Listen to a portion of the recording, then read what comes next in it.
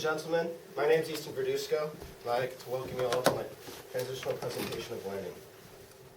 So, we all know that mirrors reflect who we are physically, but there aren't any mirrors that really show who we are beyond just our physical appearance. But here, my experience at Animas High School has been that mirror. The mirror to show who I am beyond just my ravishing looks. And I've stared at myself in this mirror for over 180 days here at school. And staring at this mirror, I started to notice my flaws and my weaknesses, as well as my strengths.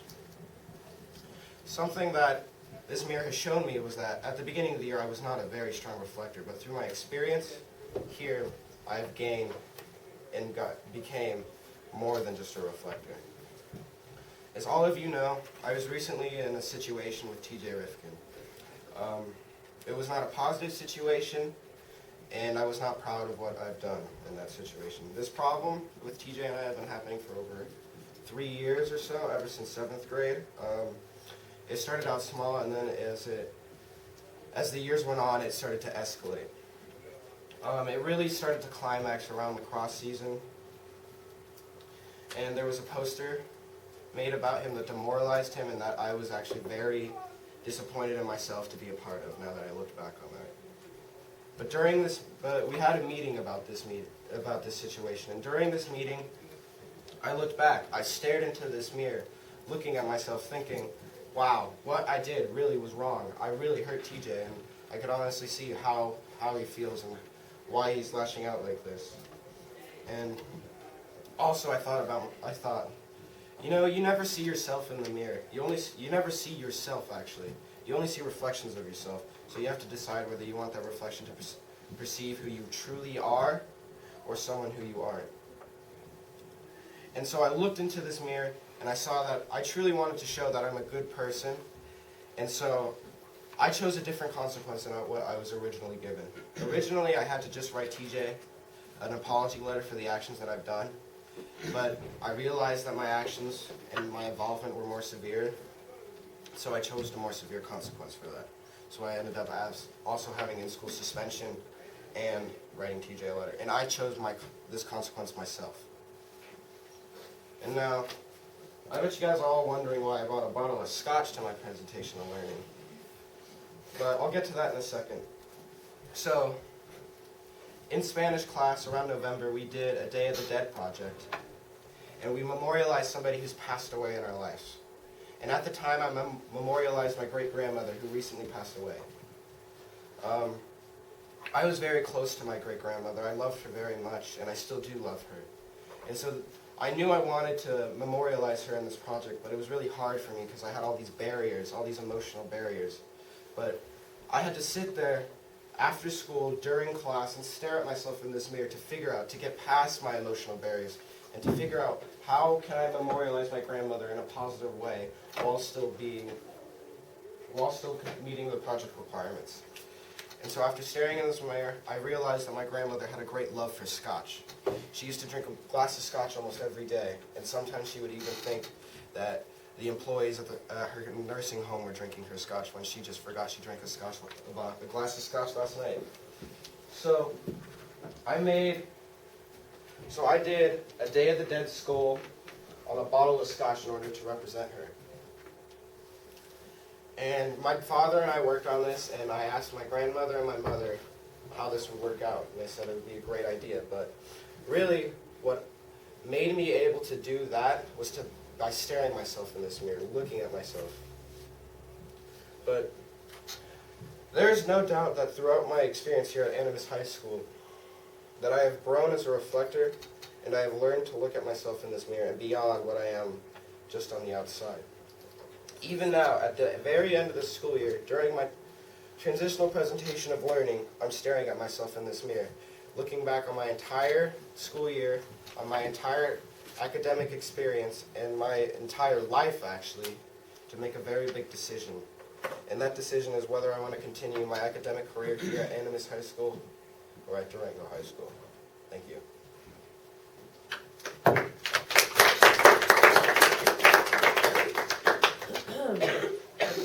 Thanks, Easton. Thanks for your honesty on that.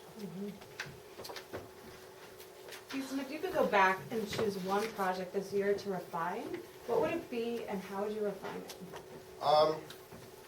I would definitely want to refine my Greek tragedy project because we got a B on it. Here, I'll pull it up real fast. I was with Eric with this project, and I really enjoyed having Eric as a partner. I chose a topic that I really thought was interesting to me, but I feel like our script was really well, but when it came down to making the movie, I feel like it was inconsistent, and it was definitely could have used a lot of refinement. And also, looks like the video's not loading up, but we also turned in the project late because we didn't plan out well enough where, when, and where we should film, and so instead of getting an A on the project, we ended up getting a B, which hurt my grade that semester and ended up giving me a B in Sarah's class.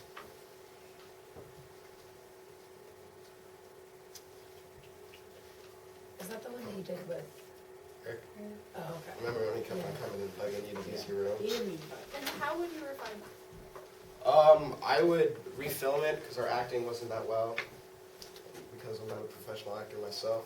But also, like our transitions into different scenes was really rough, and our voice acting, and you could definitely tell that some of our characters were reading off the script.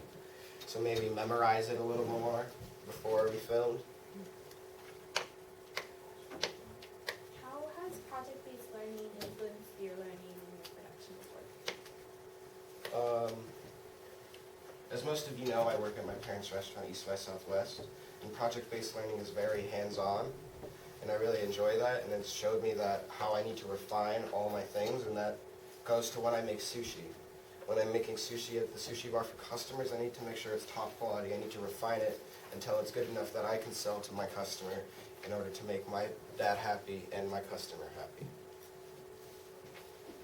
Okay.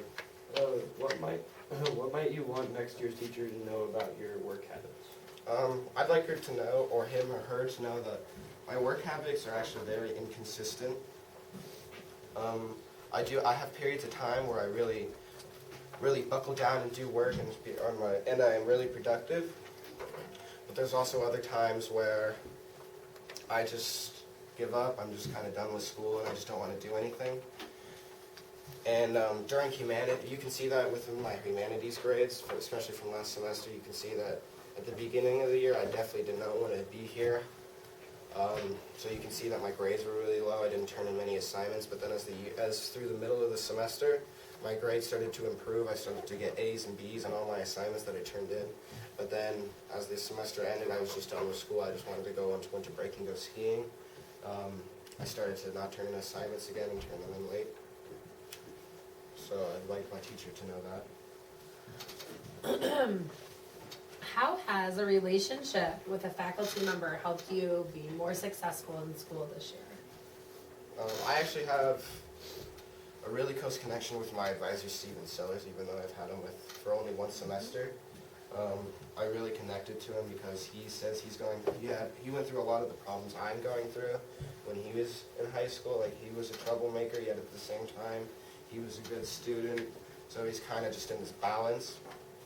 And so Steven's really helped me advocate for myself with Kathy Egan during a project which I was gone for 3 of the 4 days that we worked on because I had a lacrosse trip, and Kathy expected me to turn it in on the same day that it was due. Oh. But then Steven and I met with Steven and we talked to Kathy, and she decided to